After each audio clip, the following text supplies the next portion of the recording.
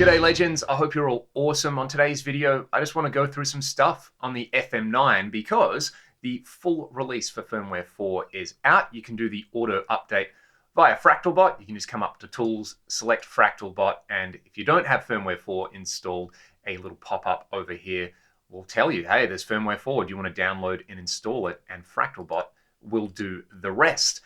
For now, we're just going to start out with this clean preset that I put together for my recent Gift of Tone preset pack. I'll link that one in the video description if you haven't checked it out just yet. But basically, clean amps. The Band Commander is one of my favorite clean amps in here. I've paired it with one of my free IRs, this LT Boogie Oversized with an electro voice speaker in there, and there's a bit of this rich hall reverb, which might be my favorite reverb at the moment.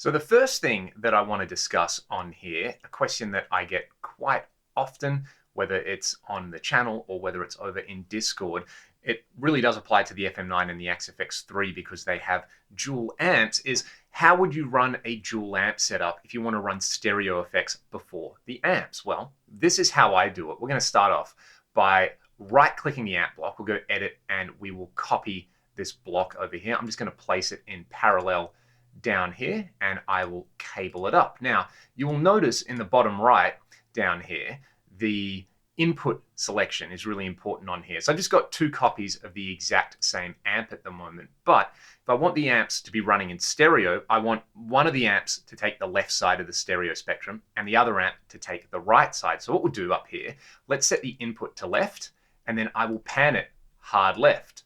Up here, let's set the input to right and I will pan that hard right. That's going to respect whatever is coming in terms of the stereo image. Then we need to go to the cab block over here and set the cab input to stereo. I'm just going to use the exact same IR over here. So what is it? In my user slots number 64, we'll go with that one.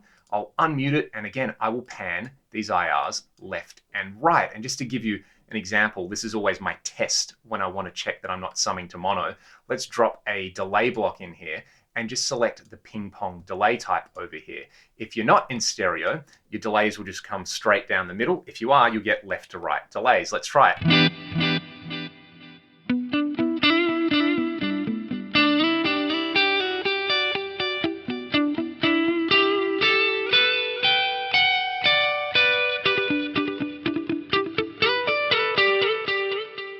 Now, there's obviously lots of fun to be had with stereo delays in front of the amp. I'm going to go into my library and pick out this block here. I've called it DMM chorus mode, so kind of based on what the Deluxe Memory Man would do in its chorus mode.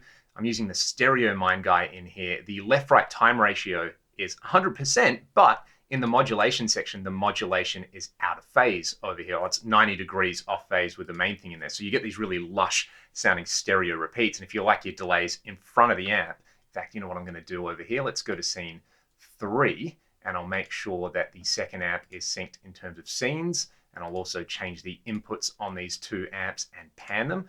I should probably do this across all the amps in this preset if I want to maintain that stereo image. But the 1987X treble, lovely sounding Marshall kind of clean, got a little bit of extra grit in there with a stereo mind guy. Let's hear it.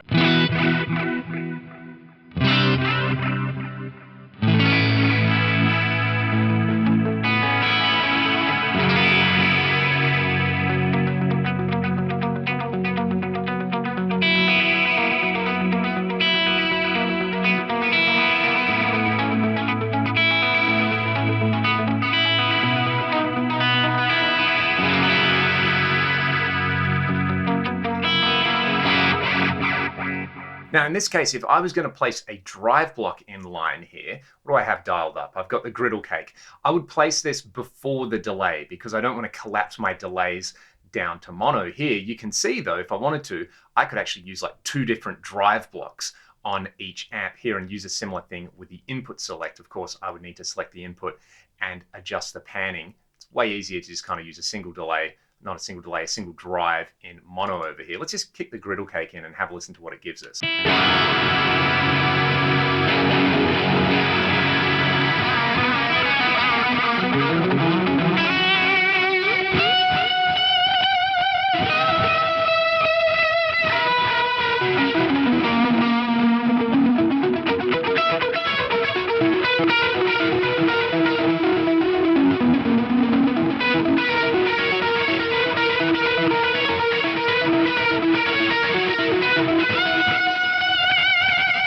I've done a similar thing with my Filth preset from the Gift of Tone pack. This time it's the USA lead mid-gain. I've just simply copied the block and attached it in parallel. And again, input select left, panned hard left, the bottom amp, input select right, panned hard right. And I've gone stereo with the cabs over here. I should make sure that I've actually got the correct user cab loaded up here. I like using the same cab IR. There's no reason why you couldn't use, say, a 57 of one particular cab and a 121 on the right and create more of a stereo thing going on. But for me, I just like the same IR in there with the amps. This is super fun if you add some modulation, like using a phaser in front and offsetting the actual LFO phase on there, or using, say, one of the stereo flangers in there with a phase reverse. I'll give you an example. I'll just let you hear this straight up, and then we will kick in the phaser.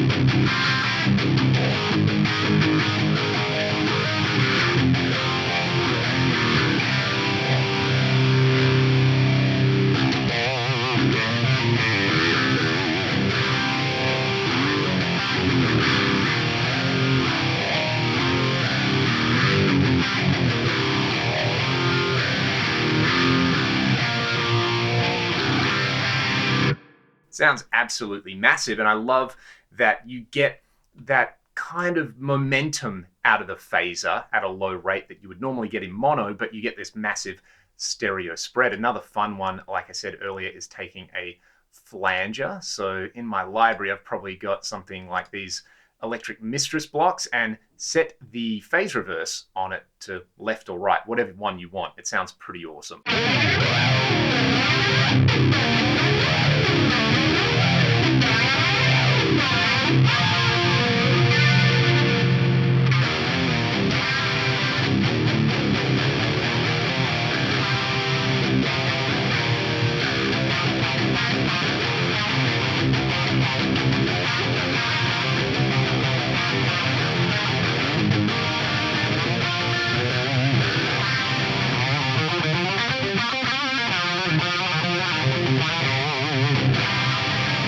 Another fun one is taking a really short stereo delay with a very slight left-right time offset over here and some modulation, kind of doing a doubler style effect. I've gone for 7 milliseconds here. You can go kind of anywhere from like 1 to 20 milliseconds, and it's probably going to sound pretty massive. Let's hear that.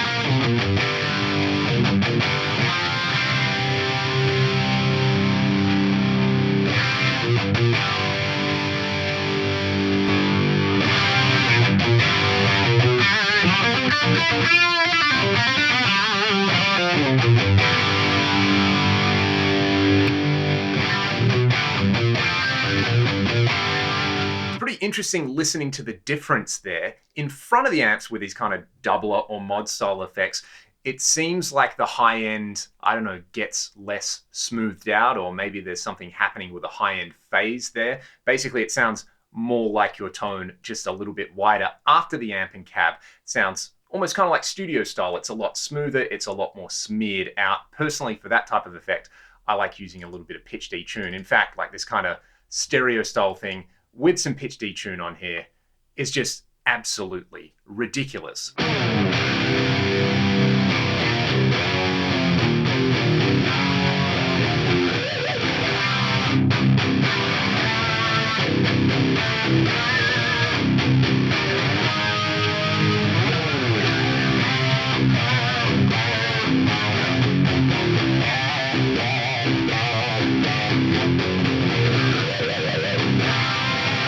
Something else I've been enjoying with stereo pairs of amps is running a dual delay in front of it. So I've got a quarter note on one side, dotted eighth note on the other, mixed quite low, somewhere between like 5 and 10%, and not as much feedback as I would use if I was placing this after the amp and cab.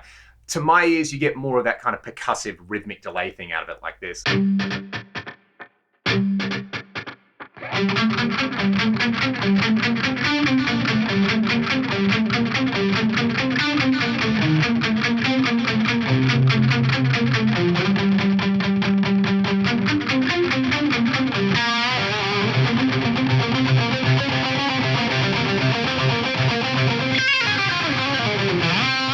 And you know, it's just kind of dirtier and crustier and has a little bit more character. If I was going to do that after the amps, I would bring the mix up considerably on this, somewhere, you know, maybe the 30 to 40% zone. Depends what I was doing. If I was doing like a purely rhythmic delay thing, it'd be more like 50, but let's go 35 and I'll let you hear the difference.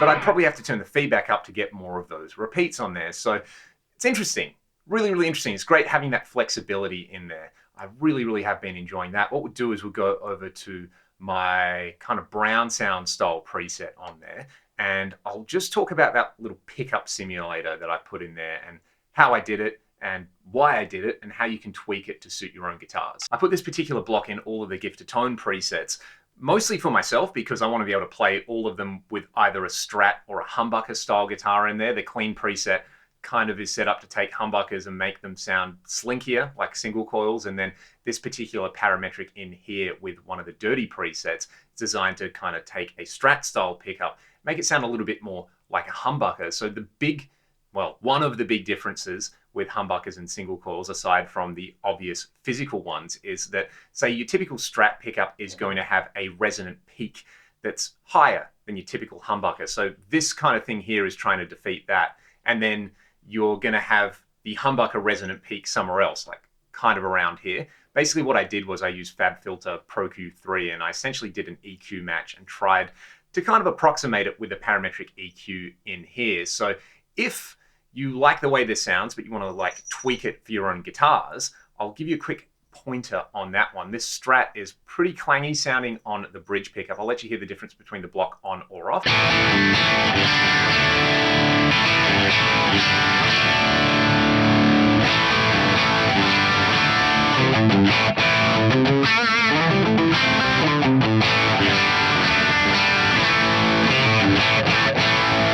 What you're going to want to do to tailor it to your single coil guitar is play around with these frequencies in here, the cuts. So bringing this particular, what is it? It's around 8K at the moment, bringing that either a little bit lower or higher and experimenting with the amount of gain on it. You can do a similar thing with frequency 4 over here. Let's say I'm on a different pickup combo here, like the middle and bridge. Maybe this isn't going to work as well, and I'm going to want to kind of bring these frequencies up or down, basically depending on what I hear. I'll give you an example.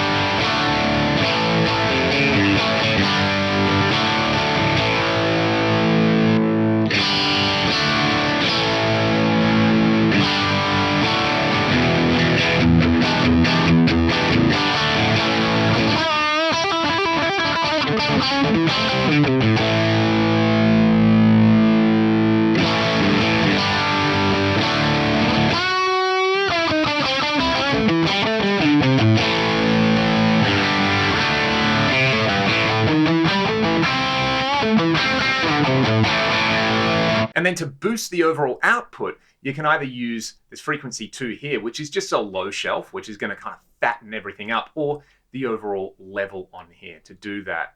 If you were using something that's like not a Strat or a Telly, and I don't know, it's got some kind of less traditional pickup, like say some lipstick pickups in there or P90s, you would probably want to go and watch the video that I did talking about like making humbuckers sound like single coils or vice versa, and maybe carry out that process for your guitar. But if you don't want to do that, maybe try some of the little tweaks that I just did here on these particular presets. I might just swap over to my PRS for one last little thing. I mentioned the Rich Hall reverb earlier, and a few people have been asking, you know, can I get the sound of like the UA Golden out of the Fractal or the Lex 224 plugin that they make? I've never tried a real 224, so kind of limited there. But if you bring up the Rich Hall reverb type, one thing that I found that kind of mimics those plugins or the pedal or something like that is you have these two controls down here with the reverb, low frequency decay time and high frequency decay time. And you know, they kind of do what they say on the tin in there. If you want more of that sparkly high end, rather than EQ your reverb, you can bring up this particular value on here. And similarly, if you want less kind of low-end bloom or whatever you want to call it in there, bring this particular frequency down. On the UA Golden, you've got like a high and a low control on there that basically do the same thing. So what I will do is maybe switch over to the lead scene here so that I've got way more gain. I'll stay on the Rich Hall reverb, but I'll bring the mix up to like 30%. So this is probably going to be a little bit overcooked for a lot of people, but I'll let you hear this with the stock settings, and then I'll bring the high frequency time up to 1, and you'll hear a lot more kind of shimmer and sparkle out of it.